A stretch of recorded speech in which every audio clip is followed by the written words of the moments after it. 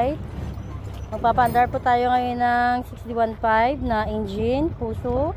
Yan po, pinay-prepare na po ni Manong yung battery. Ito yung battery guys. Papaandarin na po natin, papaliparin kasi ilalagay na sa aeroplano. Yan po. Yan po. Yan po, ina-start na po. Yan, pinapump po ni Master.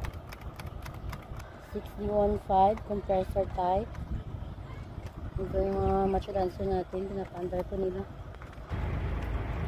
Pinapump, binuksan. Ito, pinapalabas. Try na po ulit pa start.